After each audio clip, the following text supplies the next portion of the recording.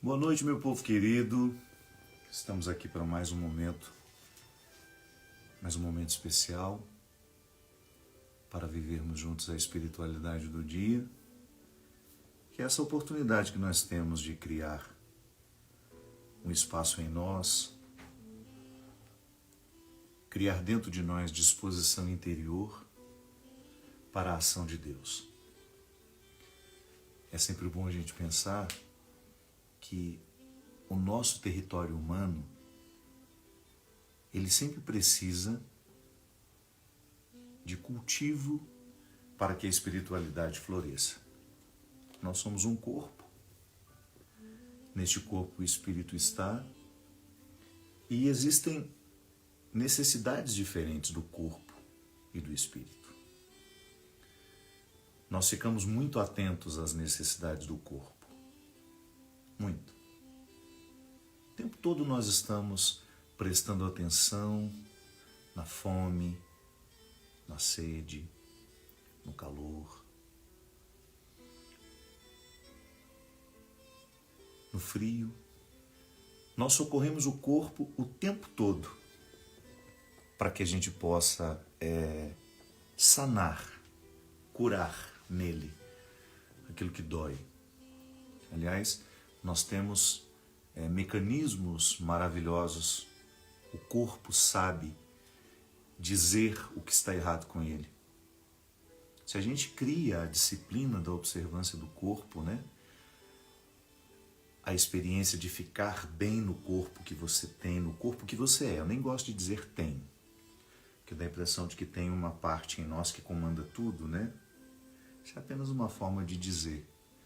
Quando eu falo eu tenho um corpo, no fundo eu estou me compreendendo que eu sou um corpo. E esse corpo, ele tem uma dimensão imaterial inegável. É tão fácil entender isso, às vezes nós ficamos complicando, Por que existe uma dimensão imaterial em nós inegável? É simples. Se você tem um tumor, um abscesso, se você tem um problema no sangue, se você tem um problema nos ossos, nas articulações, a gente submete o corpo a alguns exames, e nós estamos cada vez mais modernos para identificar isso. Nós temos as ressonâncias, as tomografias, o velho raio-x, que continua sendo válido para os dias de hoje. Você identifica no corpo aquilo que não está harmonioso, aquilo que está adoecido nele. O corpo é material, então eu sou essa experiência corpórea. Mas há em mim, há em você dimensões que são espirituais. E eu gosto de dizer que tudo que é espiritual abrange tudo aquilo que em nós não podemos radiografar, não podemos identificar nos exames, mas podemos sentir. Então, se hoje você quisesse uma prova de que você também é imaterial, é se eu lhe perguntasse se neste momento nós quiséssemos encontrar em você o amor que você ama. E eu sei que você é capaz de amar muita gente. Quantas pessoas nessa vida você já amou? Quantas pessoas nessa vida você ama hoje? Quantas pessoas você ainda vai amar? É capaz de, mediante essas investigações, encontrar o amor que a gente ama em nós? Não. Mesmo se fizer uma ressonância do cérebro, que é o lugar onde o amor é processado, porque, embora culturalmente a gente sempre fale do amor como um atributo do coração, isso é só simbólico. Isso é cultural. É no cérebro que nós amamos.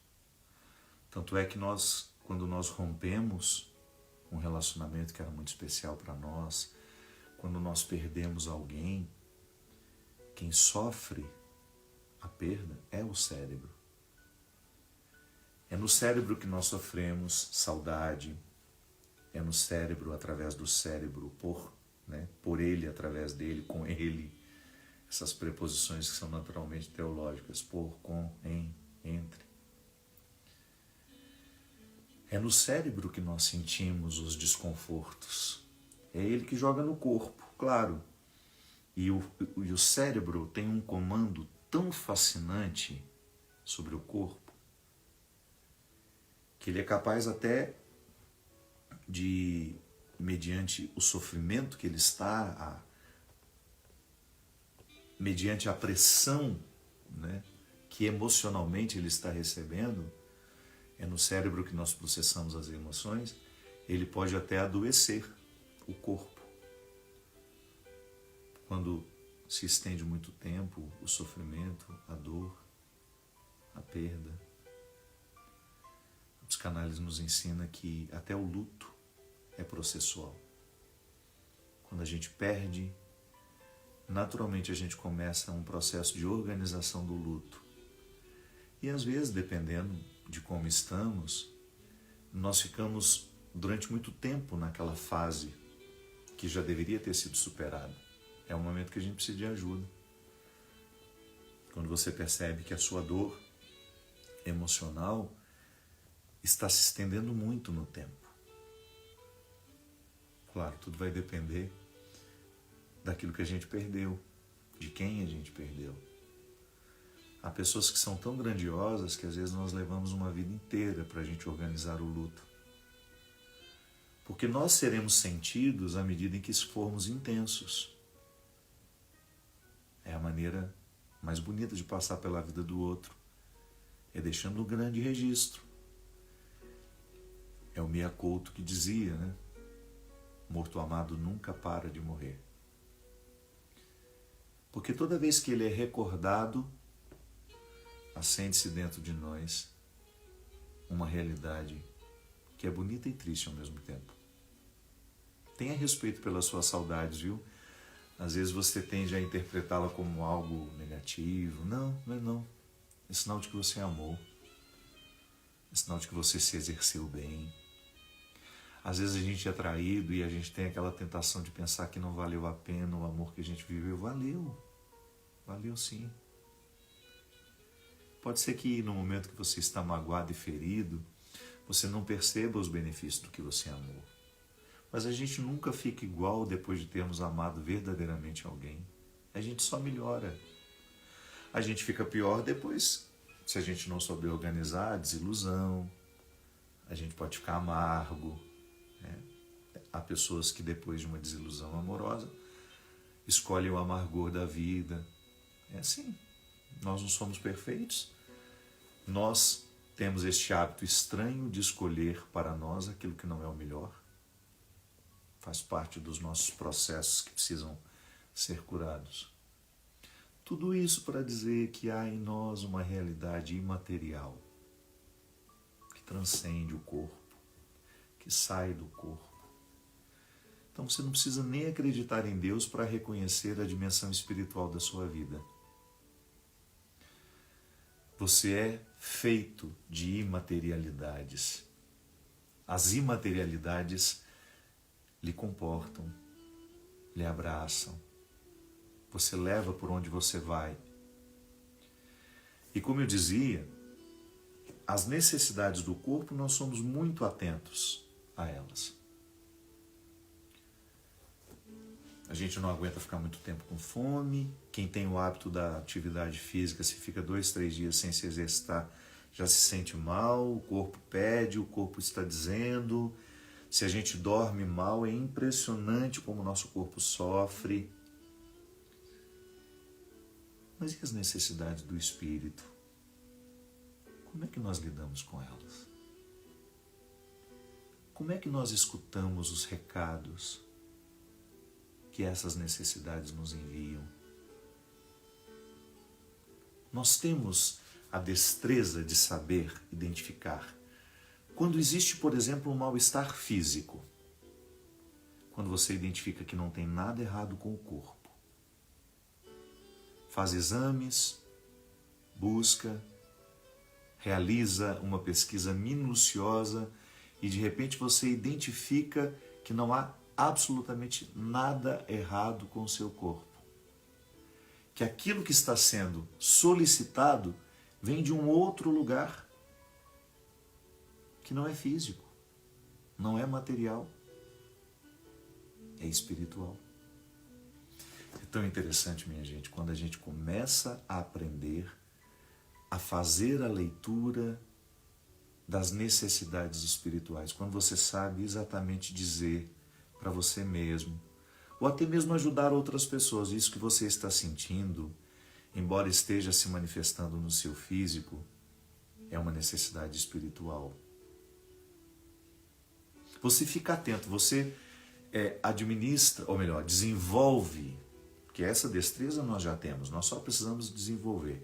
Eu acredito, sabe, a minha antropologia é essa, eu acredito que tudo já nos foi dado. Depois o que a gente faz é desenvolver aquilo que já existe em nós, aquilo que já nos foi dado. Então eu preciso desenvolver a habilidade de saber aquilo que em mim é espiritual.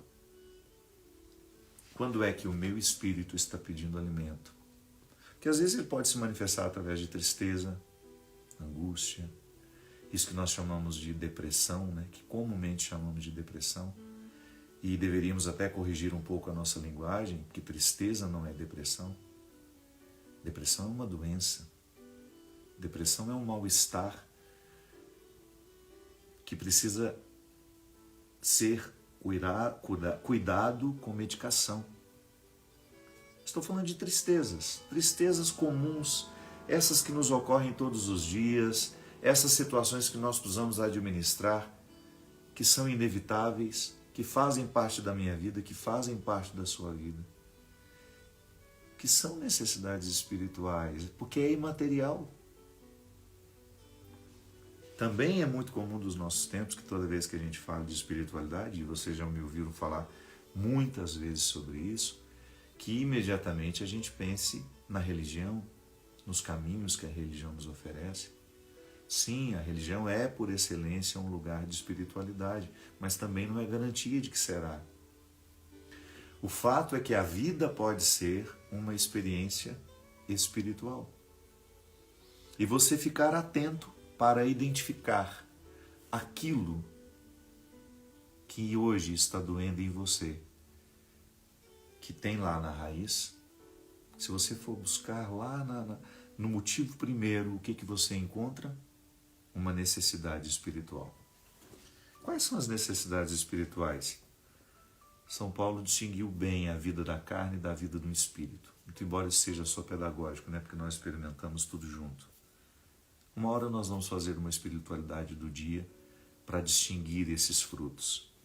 É que hoje, o evangelho que eu peço licença a quem não é católico, peço licença a quem não é cristão, a gente sabe que o evangelho, as palavras de Jesus são sempre muito bem-vindas em qualquer lugar, né? Jesus, para nós cristãos, o nosso Salvador, Ele nos salva da ignorância, Ele nos salva da vida sem qualidade. E é lindo a gente pensar isso. Como é que Jesus nos salva? Quando Ele nos faz pensar de maneira mais elevada. Aliás, você pode salvar pessoas, fazendo-as pensar de maneira mais elevada. Às vezes você encontra uma pessoa mergulhada no ódio, no rancor, e você observa aquilo e percebe que o ódio e o rancor está retirando o vício daquela pessoa, e você vai e conversa com ela. Mas por que você está fazendo isso com você? Guardar ódio, guardar rancor, lhe adoece. Será que você não percebe que isso lhe faz mal?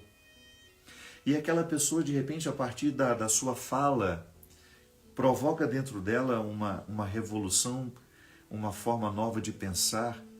E aquilo que você disse teve um caráter redentor. Salvou, sim. Quantas vezes nós podemos salvar uma pessoa movendo-a na direção de um pensamento mais nobre e mais elevado, mais inteligente, por que não dizer? Guardar mágoas e rancores não é uma postura inteligente. Só faz mal. É uma postura que só prejudica. Então, de repente, quando você vai e conversa com aquela pessoa e mostra para ela que aquilo que ela está fazendo com ela não é justo, Você está salvando. Então a palavra de Jesus que nos salva Jesus o tempo todo é o meu Salvador, aquele sacrifício na cruz, uma vez realizado, ele abrange toda a minha vida. Eu tenho muito medo de nós limitarmos a ação de Jesus, a ação redentora, salvífica de Jesus, a um pós-vida que conhecemos. Não, pelo amor de Deus, não se limite. Não limite o sacrifício de Jesus, a vida de Jesus. Ou você que não é cristão, que tem uma admiração pelo que Jesus viveu, pelo que Jesus falou. Nós cristãos, estou confessando aqui, nós muitas vezes temos uma visão muito limitada do sacrifício de Jesus. Jesus vai me livrar do inferno, Jesus vai me levar para o céu. Tá bom, essa linguagem serviu para um tempo, mas pode não servir para nós hoje. Por quê? Porque não faz sentido você pensar que Jesus vai lhe salvar do inferno que está depois dessa vida, ou vai lhe oferecer um céu depois dessa vida. Não! Ser cristão é você ser salvo todos os dias da ignorância, das ciladas do ódio, da mentira, da infidelidade. Sim, porque todas essas realidades, quando são assumidas por nós, elas nos matam aos poucos. E quando eu, movido pelo conselho de Jesus a não guardar dentro de mim o ódio, a não ser um praticante da injustiça, a não ser um homem mentiroso, a não ser um homem que engana, a não ser uma pessoa que rouba, que expolia o que é do outro, que fala mal do outro, que julga. E Jesus tem uma sequência de conselhos práticos que nos salvam diariamente. É por isso que em algumas pessoas a religião não produz efeito nenhum, porque ela se limita a ser um preparatório para a eternidade. E a pessoa nunca se apercebeu que a grande riqueza do Evangelho já começa aqui, nessa vida que nós temos. À medida em que Jesus entra na minha vida, entra na minha história, a sua palavra entra na minha mente e transforma a minha mentalidade, eu sou um homem que passa a se favorecer mais. Ainda agora há pouco eu conversava com o Marcelo e nós falávamos sobre isso. Toda vez que nós ficamos pessoas melhores, antes de beneficiar os outros com a nossa mudança, quem verdadeiramente, essencialmente está sendo beneficiado somos nós. Porque quando nós somos pesados para nós, consequentemente nós somos pesados para os outros. Mas você está sendo pesado para você. Eu, quando insisto nos meus defeitos, nas minhas mazelas, quando eu fico aqui cultivando o que eu tenho de pior, eu viro um peso para mim. E quando eu sou um peso para mim, eu perco a qualidade da vida. Por isso que nós falamos que é tão importante a gente estar atento às necessidades do espírito, da alma, da mente. Chame da maneira como você quiser. Eu gosto de falar espiritual, porque quando eu falo espiritual, na minha cabeça eu estou recrutando o meu conceito de alma, eu sou corpo, sou alma.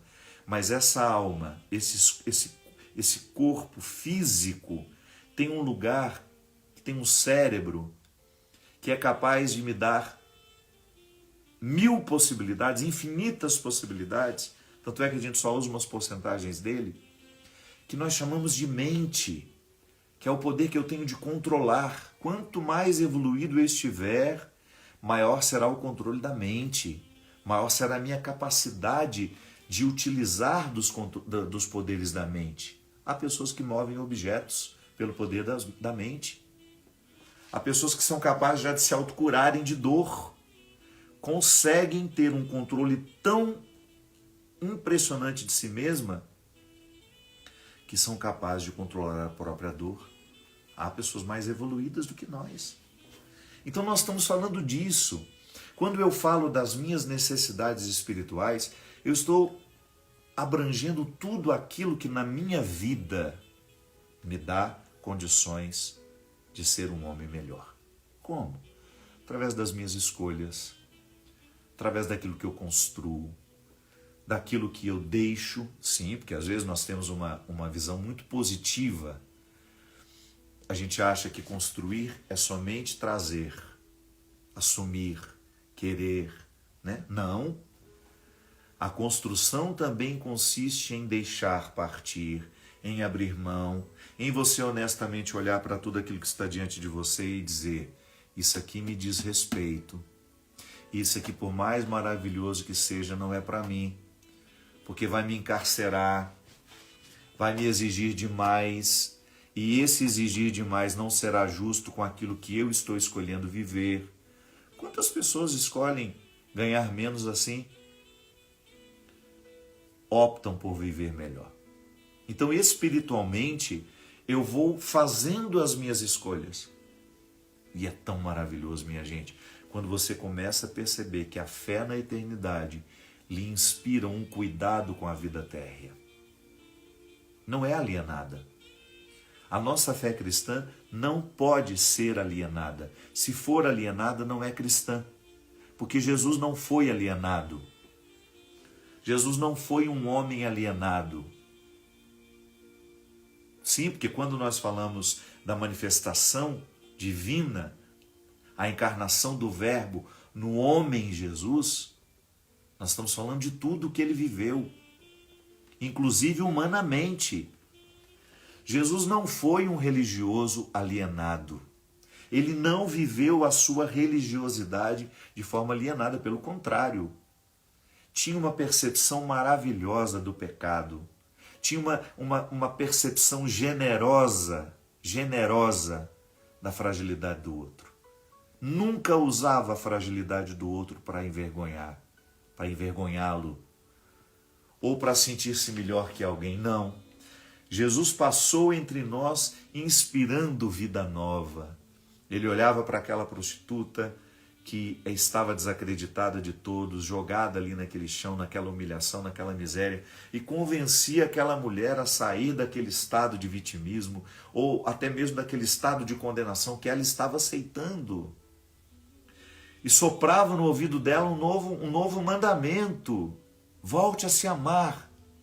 Você já deve ter me escutado falar isso. Hoje eu atendo menos confissões. Na época que eu atendia muito, toda vez que eu tinha a oportunidade de absolver sacramentalmente os pecados de alguém, eu gostava de me imaginar dizendo: volte a se amar.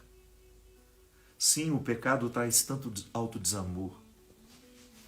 Pode observar como que os nossos ciclos viciosos de erros vão expulsando o nosso amor próprio.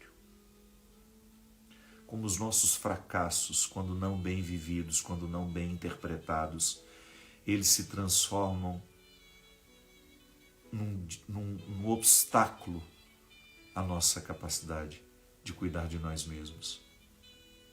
Quantas vezes? Seja capaz de reconhecer para você. Às vezes a gente tem dificuldade de reconhecer para o outro, mas também para nós. Quantas vezes você foi o seu pior algoz? Quantas vezes você se desprezou terrivelmente? Fez consigo aquilo que você nunca gostou que os outros fizessem. Te humilhassem, te desprezassem. E você fez.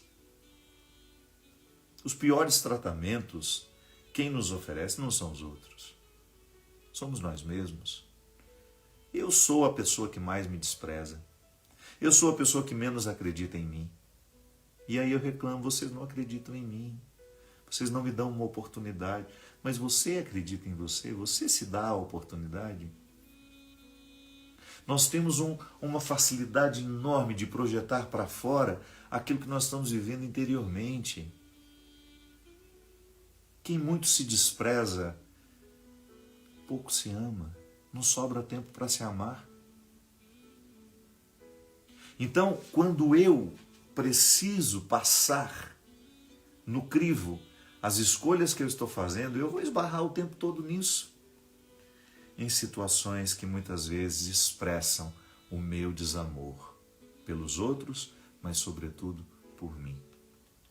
O evangelho de hoje, voltamos aqui, eu comecei a falar e fui multiplicando a conversa, é um evangelho muito conhecido de nós cristãos. É uma historinha muito simples, mas que nos ensina muito. É uma história que nós já ouvimos muitas vezes, mas que valeria a pena lembrar. Jesus fala assim: o reino dos céus será semelhante a 10 virgens que tomaram suas lâmpadas e saíram no encontro do esposo. Saíram ao encontro do esposo. 5 delas eram insensatas e 5 prudentes. Ao tomarem suas lâmpadas, as insensatas não tinham levado azeite, só levaram as lâmpadas, as bonitas. Quanto às prudentes, elas tinham levado, junto com as lâmpadas, o azeite em frascos. Claro, terminou, depois faz a reposição e você tem a lâmpada cheia e um reservatório para você poder continuar a sua viagem. Não existia energia elétrica, cada um precisava ter a sua lâmpada, sua lamparina, né, como nós tínhamos lá no interior em Minas. Como tardasse o esposo atrasou,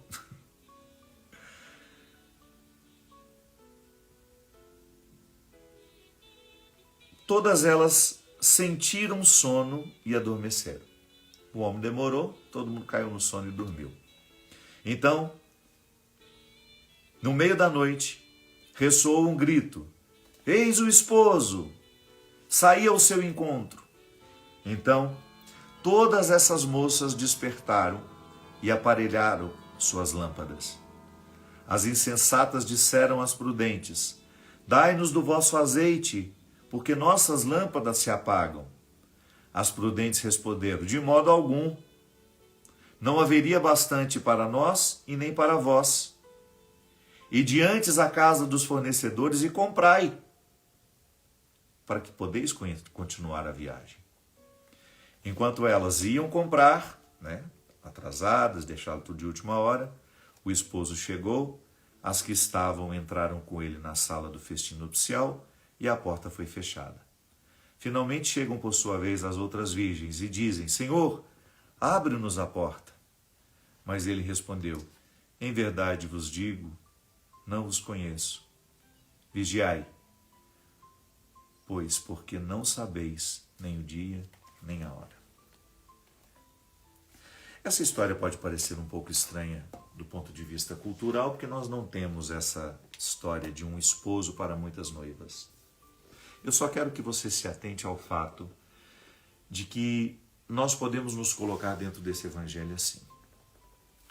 Todos nós fomos convidados a uma grande recepção, a uma festa. Só que para chegar a este lugar da festa, nós vamos precisar esperar por um guia. Nós não sabemos chegar sozinhos. O guia se atrasou, uma parte de nós se preparou bem para a viagem, como lá em Minas a gente se prepara bem, os mineiros que estão me acompanhando sabem muito bem como nós preparamos uma viagem. A gente começa já a fazer aquela farofa de pescoço de frango umas 3 dias antes. Me lembro, quando a gente vinha para Aparecida do Norte, em Romaria, meu Deus do céu, mas nossa viagem a gente começava a preparar uma semana antes. Mas tem aquele grupo que não está nem aí, fica fazendo outras coisas, e não, está na hora de ir. E sai somente com o óleo que existe naquela lamparina. Quando na verdade o caminho é longo, precisaram parar para esperar o guia, e quando o guia chegou, elas não tinham o suficiente para darem continuidade à viagem.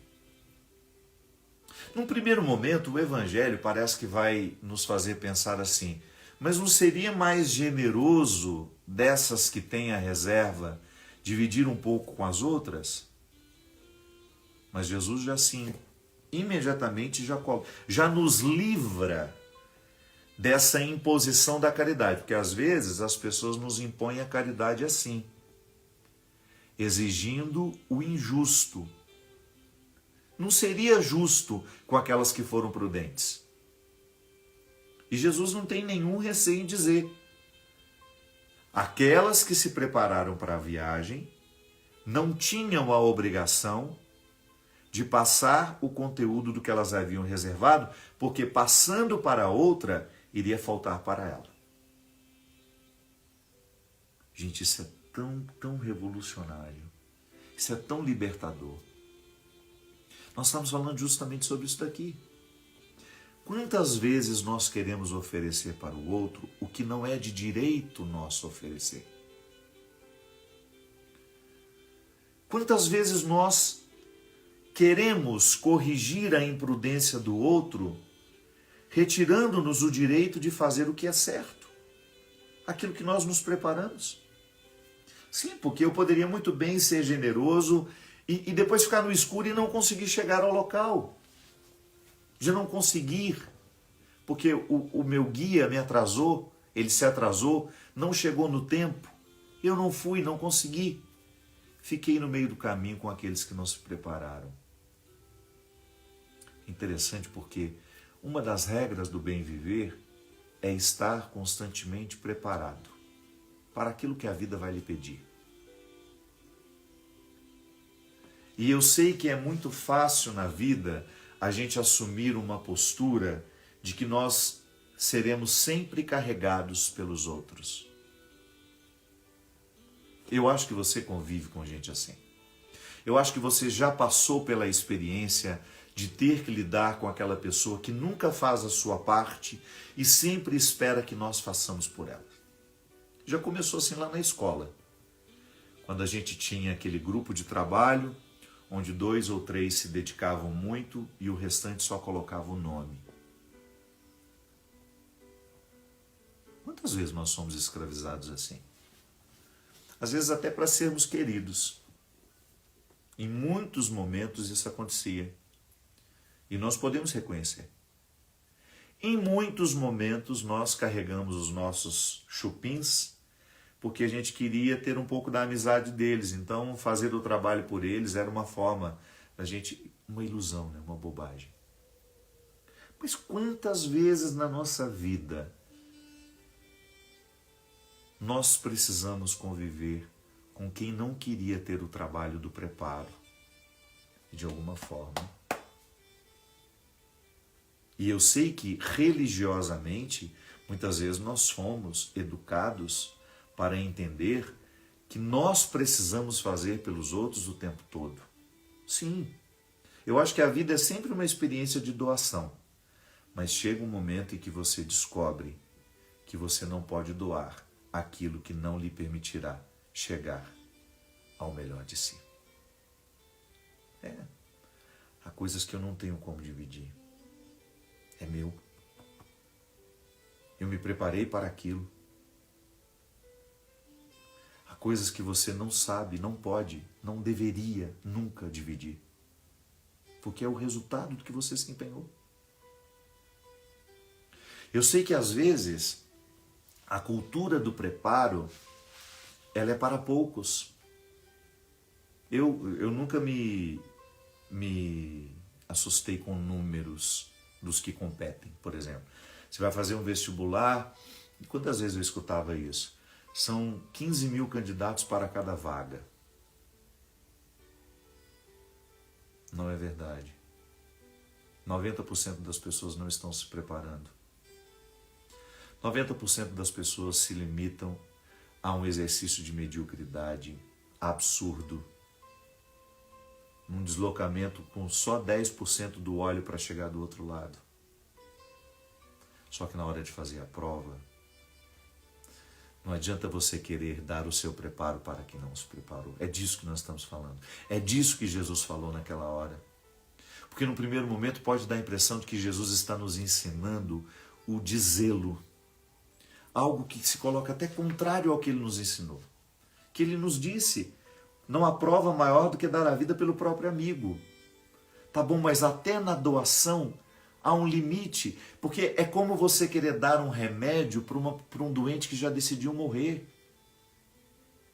Há buscas que vão lhe colocar num estado de muita solidão, que você não tem como incluir o outro.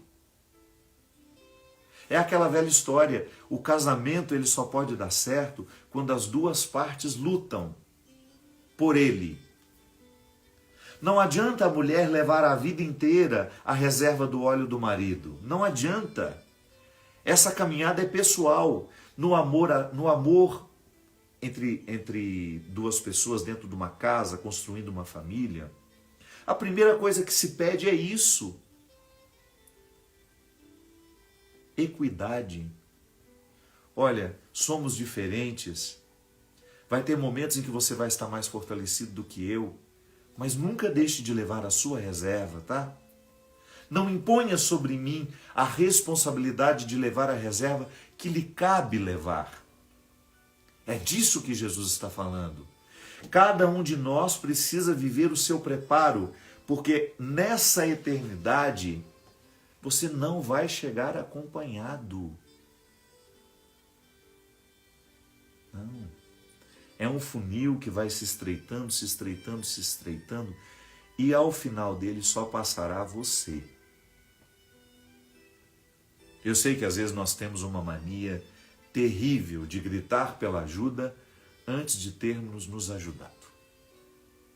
Quantas vezes as pessoas, sobretudo no meu caso, né, como padre, líder religioso que sou, por causa dessa construção cultural que nós muitas vezes somos também responsáveis por isso, que nós padres temos resposta para tudo, que nós temos solução para todos os problemas. Não temos, eu não estou dando conta nem dos meus problemas. Quantas vezes eu quase naufraguei diante dos meus problemas? Eu não tenho essa postura pronta, nunca tive, não quero ter. Eu sou alguém que vive, eu sou humano, eu acredito em Deus, mas às vezes a minha fé em Deus não me segura, não é suficiente, às vezes os meus recursos humanos são escassos. Por quê? Porque eu estou me projetando mal, não estou levando óleo, não estou levando a reserva, estou me dando mais do que eu posso me dar. Estou me oferecendo muito além das minhas medidas. Sim, porque Deus não pode retirar-nos das responsabilidades de nossas escolhas.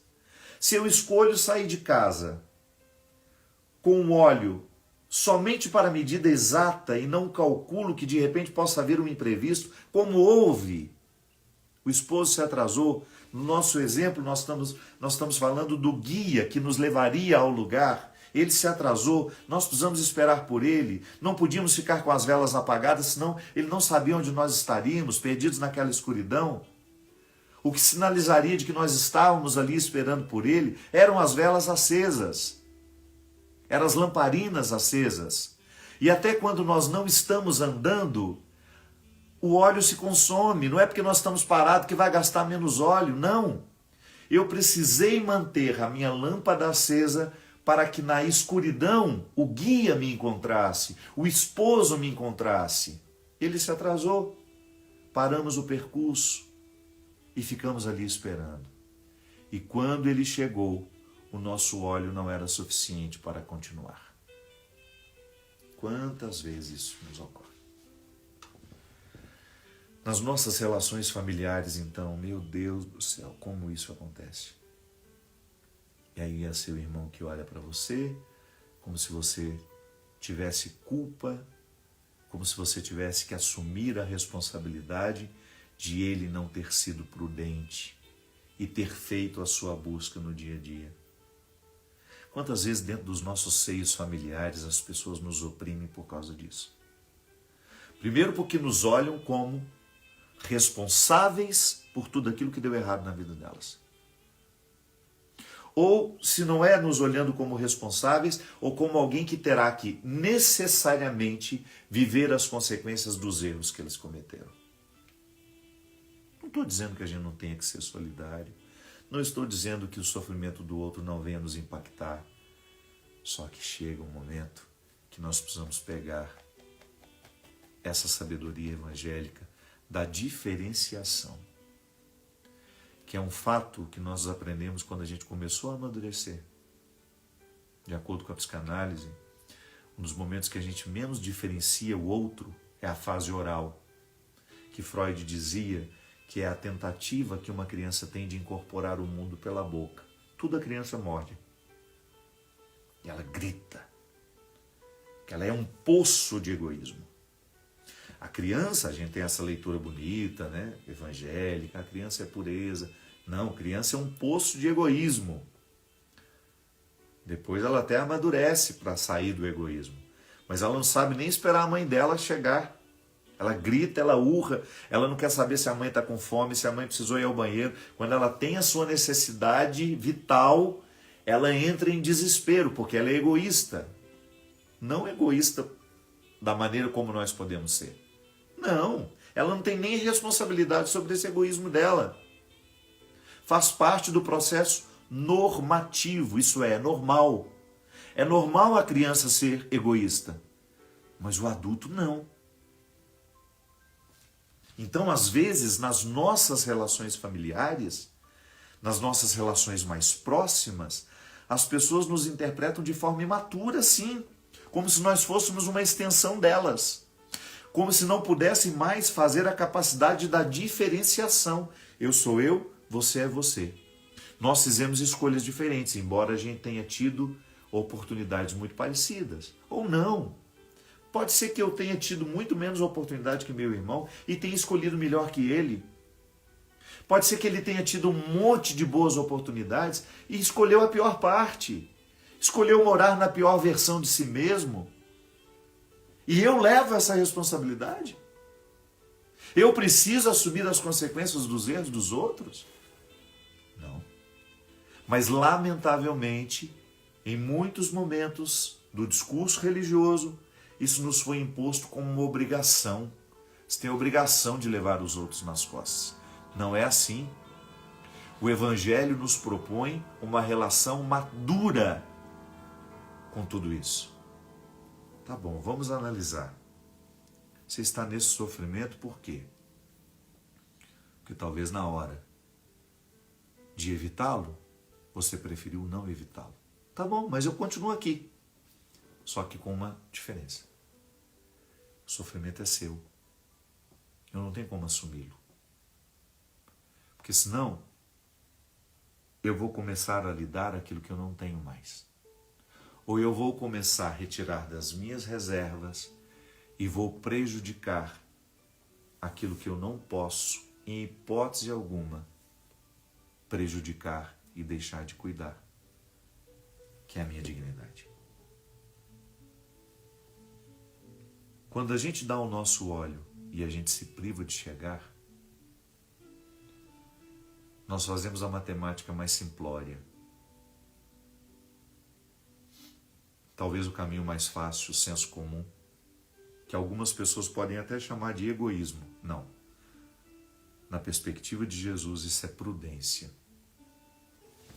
Prudência. Um exemplo simples.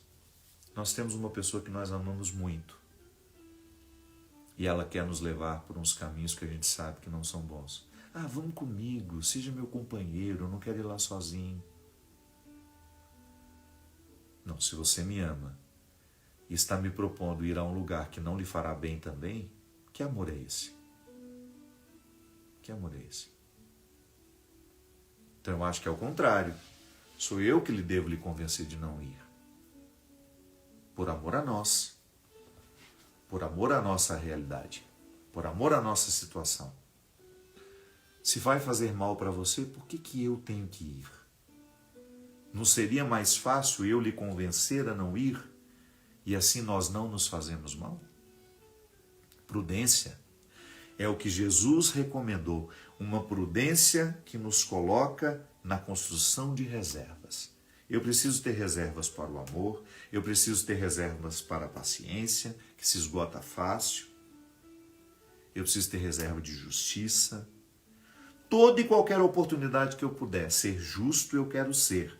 Porque eu sei que eu estou aplicando a justiça neste momento e estou construindo uma reserva dentro de mim.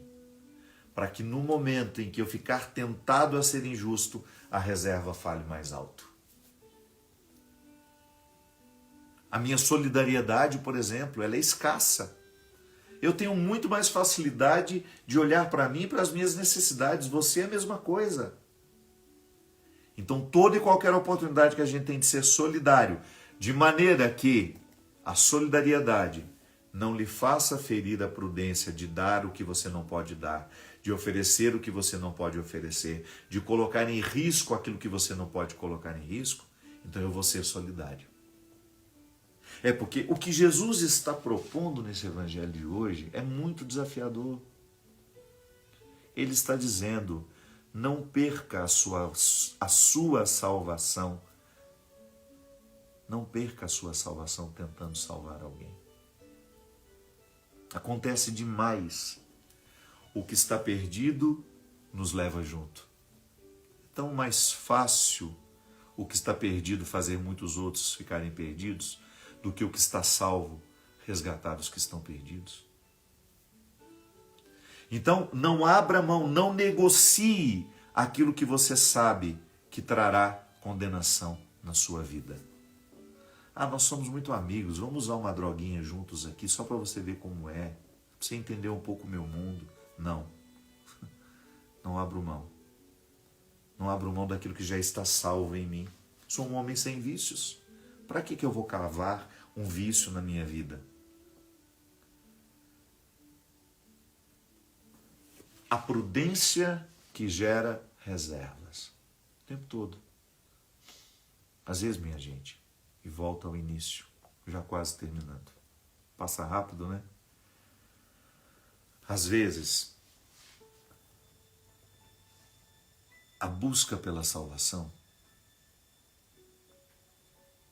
a busca pela vida saudável, vai exigir de nós caminhos muito difíceis. Reformulações, reinterpretação do papel do outro na nossa história. E quando nós não fazemos isso, nós vamos ficando cansados. E nós não sabemos por quê. Quantas vezes você identificou isso? Não conseguia identificar o que doía, mas você sabia que doía e muito. E que aquela dor estava provocando em você uma inimizade interior, que não é com o outro. Não, você estava se sentindo seu inimigo. Você estava se sentindo como que criando com você mesmo uma péssima relação. Às vezes, gente, dependendo do grau que isso fica dentro de nós, a ponto de nós queremos tirar a vida. Eu espero que não sejam muitos, mas eu tenho coragem de perguntar aqui para essas 22 mil pessoas que no Instagram nos acompanham, no YouTube, eu não sei.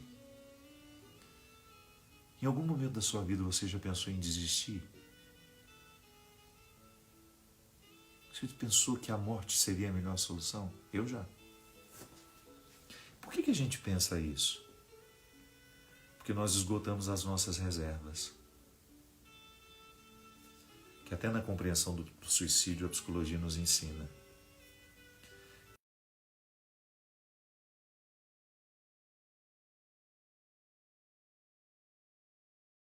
Que muda de serotonina, endorfina, de tudo isso que nos mantém vivos. Nós esgotamos a nossa serotonina, nós esgotamos a nossa endorfina, nós esgotamos todas as químicas do bem-estar com nossos estilos de vida, com as nossas rotinas cansativas, com os nossos relacionamentos desgastados. A gente não percebe que o nosso óleo está se esgotando e a gente não tem a sabedoria de parar e de abastecer antes que chegue a escuridão. Pode ser que eu esteja falando com você que está neste momento esgotada, como eu tantas vezes estive.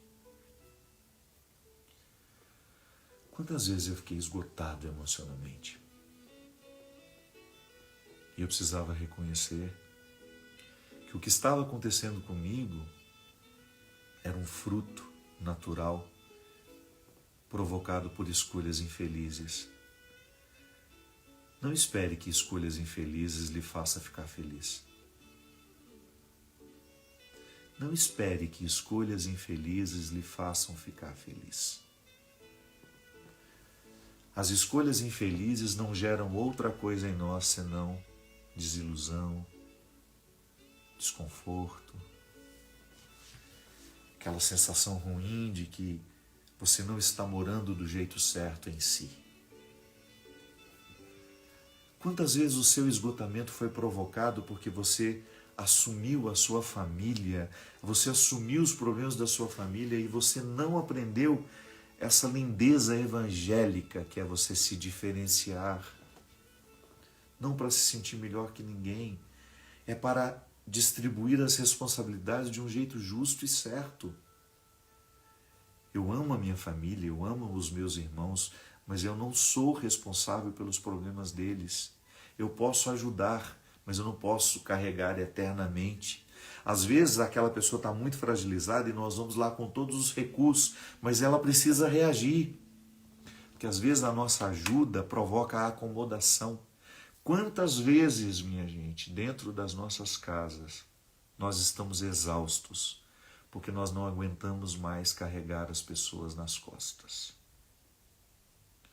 Nós queremos que elas parem de beber. Nós queremos que elas parem de usar a droga. Nós queremos que elas saiam daquela prostituição socializada que tanto destrói a vida delas. Mas elas não querem. Elas não fazem a mesma escolha. E nós vamos assumindo aqueles fracassos como nossos. E nós vamos dividindo o nosso óleo e daqui a pouco nós não temos mais para continuar a estrada. Quantas vezes você está esgotado, destruído emocionalmente? Quantas vezes? E você que oferece a tantos não tem a quem buscar. Em quem buscar? E aí você descobre que solidão terrível. Mas não reclame. Não fique, como eu sou sozinho, não. Faça a sua busca. E pare de dar aquilo que você não tem. Faça o enfrentamento com as pessoas. Muitas situações só serão resolvidas mediante a experiência do enfrentamento, que é aquela formalização do problema. Que às vezes nós vivemos problemas sem formalizá-los. Nós não falamos sobre eles, nós não pontuamos, nós não colocamos a verdade na mesa. Nós vamos só atropelando. E de vez em quando nós gritamos. Mas gritar não é enfrentar. Gritos momentâneos, histerismo, crises de agressividade não são enfrentamentos. Enfrentamentos é quando você veste a sua melhor roupa, convida aquele que é o problema para jantar. Pode ser na sua casa mesmo. Você, com muita tranquilidade, olha nos olhos. Pois é. Vamos distribuir aqui o que é meu, o que é seu. Eu não sou obrigado a levar sobre mim as suas insatisfações. Eu não sou obrigado a aguentar a sua ira.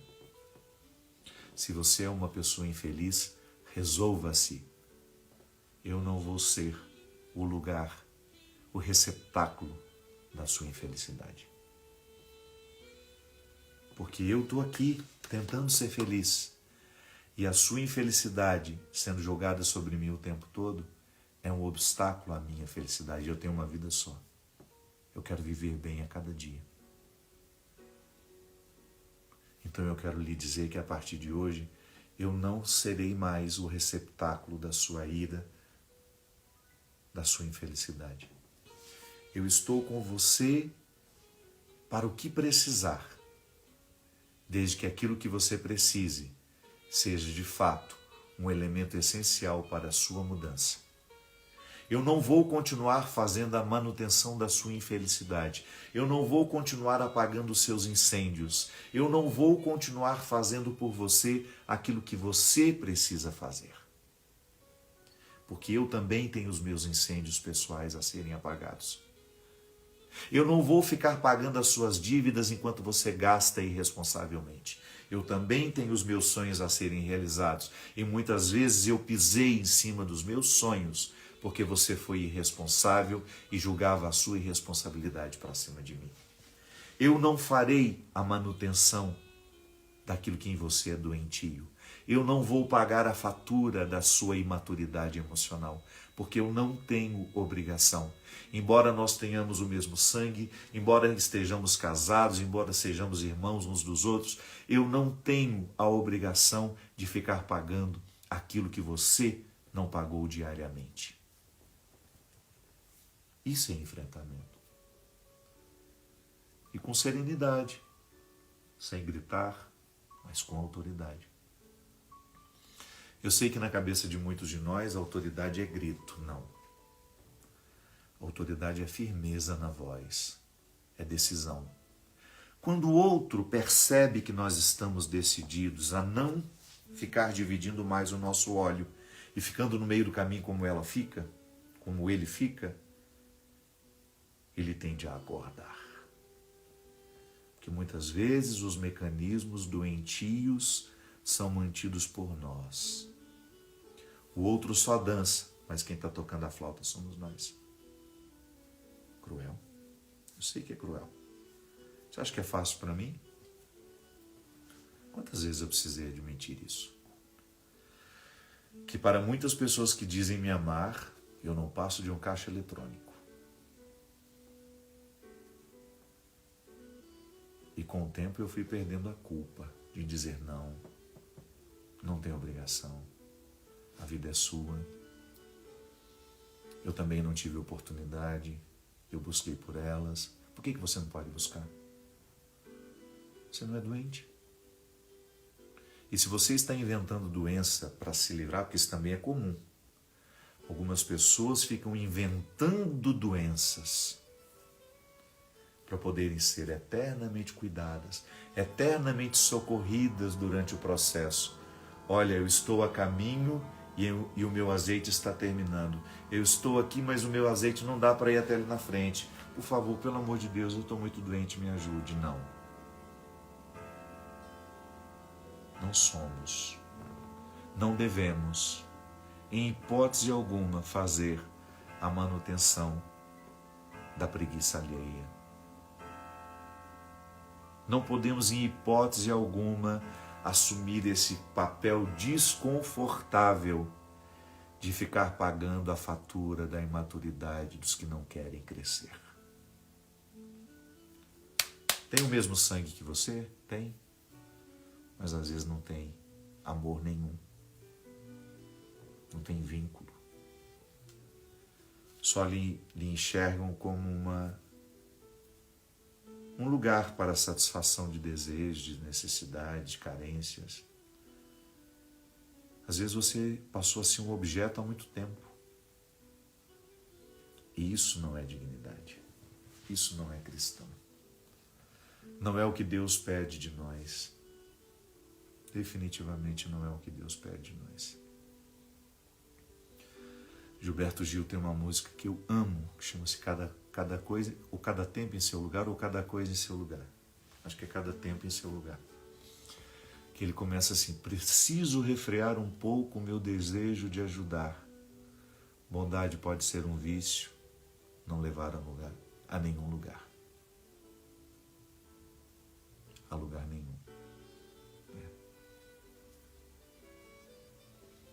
Eu sei que às vezes nós fomos criados assim, para oferecer o que não temos. Deus não pede isso de nós. Sejamos solidários, sejamos amorosos, mas nunca percamos de vista que antes de oferecermos aos outros, nós precisamos oferecer a nós. E que não é justo, em hipótese alguma, dar o que não temos mais. Busque as suas reservas. Intensifique a sua vida espiritual para você continuar tendo a alegria de ser quem você é. E quando o outro realmente precisar da sua ajuda, você ter condições de ajudar, mas sem sentir que para ajudar você precisou entregar o que você tem de mais sagrado. Que Deus nos abençoe sempre mais neste propósito. Ele que é Pai, Filho e Espírito Santo. Amém. Obrigado pela sua companhia. Foi um prazer enorme mais uma vez estar com vocês.